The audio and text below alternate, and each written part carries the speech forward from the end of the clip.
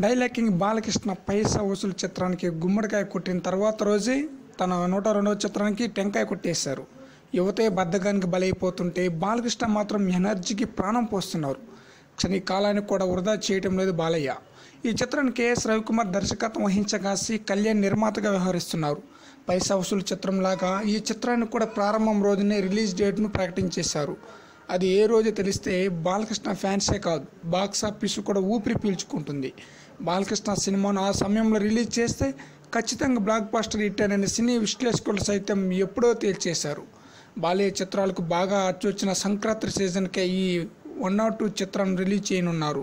గత 2 సంవత్సరాలుగా సంక్రాంతి సీజన్లో రిలీజ్ అయిన డిక్టేటర్, గౌతమిపుత్ర, శాతకర్ణి చిత్రాలు ఎలాంటి విజయాలు సాధించాయో మనందరికీ సుపరిచితమే. వచ్చే సంక్రాంతి కూడా రిలీజ్ కాబోతున్న బాలకృష్ణ 102వ చిత్రం కూడా హిట్ అయితే వరుస సంక్రాంతి హ్యాట్రిక్ హిట్ కొట్టిన ఘనత బాలకృష్ణకే సాధ్యమవుతుంది. ఇదే జరిగితే బాలకృష్ణ మరో అద్భుతమైన ఘనత సాధించి రికార్డులకు ఎక్కడం ఖాయం.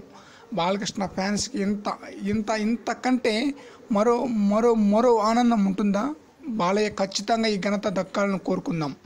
ఈ వీడియో నచ్చితే షేర్ చేయండి, లైక్ చేయండి. మరిన్ని మూవీ అప్డేట్ కోసం ప్లీజ్ సబ్స్క్రైబ్ చేయండి.